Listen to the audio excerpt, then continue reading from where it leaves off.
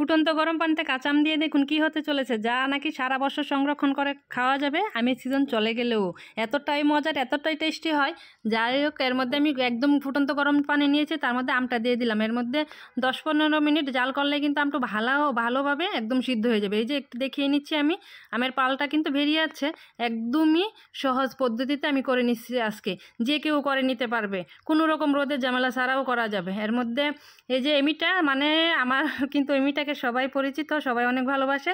এমিটা কিন্তু আমি রান্না করলে এভাবে বসে থাকে। আমের চাটনিও সে খায়, আমের সব কিছুই সে খায়, আমরা যা করছি আর কি। যাই হোক, এর মধ্যে কিন্তু আমটা আমি ঢেলে নিয়েছি, একটু সাবধানভাবে ঢালতে হবে, অনেকটাই গরম। এর মধ্যে ঠান্ডা হওয়ার পর কিন্তু আমি আমটা একদম চুলে নিচ্ছে, আটিটা, তারপর আমের যে পালটা হবে সেই পালটা সব কটা আমি চুলে নিয়ে একদম হাত দিয়ে একদম চটকে যে পালটা হয় সেই পালটা কিন্তু আমি বের করে নিচ্ছি।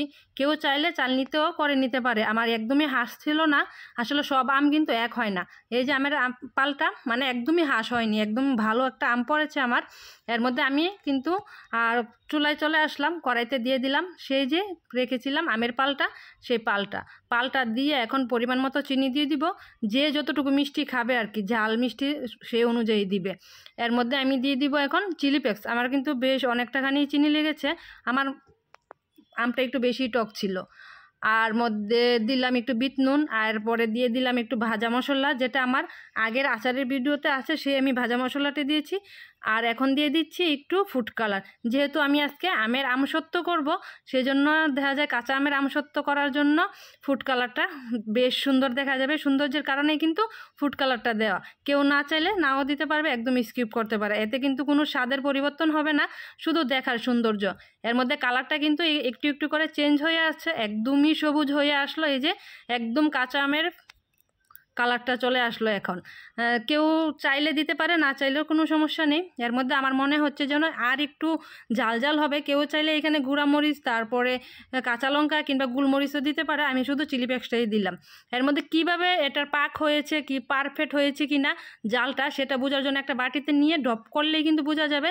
যদি সরে না যায় তাহলে হয়ে গেছে, আর যদি সরে যায় তাহলে আর একটু জাল দিতে হবে।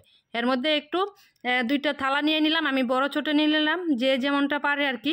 তার মধ্যে একটু তেল ব্রাশ করে নিলাম, তেল ব্রাশ করে নিলে দেখা যায় উঠতে খুবই সহজ হয়ে উঠে যাবে, একদম লেগে যাবে না বা ভেঙে যাবে না, ছিঁড়ে যাবে না, এরকম আর কি। এর মধ্যে আমি কিন্তু আমের পালটা দিয়ে দিলাম, দিয়ে একদম ঝাঁকিয়ে কিন্তু সেট করে নিয়েছি। এটা কিন্তু গরম অবস্থায় করতে হবে, যদি না করা হয় তাহলে কিন্তু একদম আমের পালটা যে জাল করা হয়েছে একদম কিন্তু বসে যাবে, তারপরে আর হবে না। এর মধ্যে এই যে আমি একটু ঝাঁকিয়ে কিন্তু আমের পালটা সেট করে নিয়েছি। এখন যেহেতু আমার বাসায় একটুখানি রৌদ্র আছে, আমি পরের দিন, এটা করেছিলাম আগের দিন, তার মধ্যে পরের দিন সকালবেলা বারান্দায় একটু রোদ্রে দিয়েছি, শুধু সকালবেলায় রৌদ্রটা লাগে, সেই জন্য রোদ্রে দেওয়াটা খুবই ভালো। রোদ্রে দিলে আসলে আচার জাতীয় খাবার, যে কোনো খাবার ভালো থাকে, যে একটা সেতে হয় না সাতটা পরে, সেটা আর পরে না। এর মধ্যে কিন্তু এই যে আমার আমের পালটা হয়ে গেছে, দেখো আমি তুলতে পারি কি না, একদম পারফেক্ট হয় কি না একটু দেখো, একদম কিন্তু পারফেক্ট হয়েছে আমার আমসত্ত্বটা। কাঁচা আমের আমসত্ত্বটা সত্যি অনেক বেশি টক ঝাল মিষ্টি, যে যেমনটা করে আমার কাছে কিন্তু বেশ ভালোই লাগে। আমি আমার মায়ের কাছ থেকেই শিখেছি, রৌদ্র ছাড়াও কিন্তু আমসত্ত্ব দেওয়া যায় বাসায়। ফ্যানের নিচে এখন যা গরম না, ফ্যানের নিচে দিলেই কিন্তু সারা রাত্রেই শুকিয়ে যায়। এর মধ্যে আমি একটু সেট করে নিচ্ছি, কেউ চাইলে এমনি আস্ত রাখতে পারে, কেউ চাইলে ডিজাইন করতে পারে। আমি একটু মামাদের মতো হয় না দোকানে যারা মামারা বিক্রি করে একদম স্টলগুলিতে, সুপার শপে, সেরকমভাবে আমি একটু ফোল্ড করে নিচ্ছি। এই যে দেখো একদমই কিন্তু পারফেক্ট হয়েছিল আমার এই আমসত্ত্বটা, যে কেউ করে নিতে পারবে বাসায় বসে থেকে, আর মামাদের থেকে খেতে হবে না।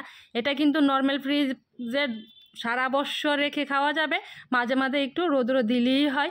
এর মধ্যে এই যে আমার এক এক করে কিন্তু আমি সব কটা ফোল্ড করে নিয়েছি। এই যে একটু মানে রোদ্রের আলোতে আরও বেশি সুন্দর দেখা যাচ্ছে, চকচক। আমার বাসায় একটু অন্ধকারই লাগে।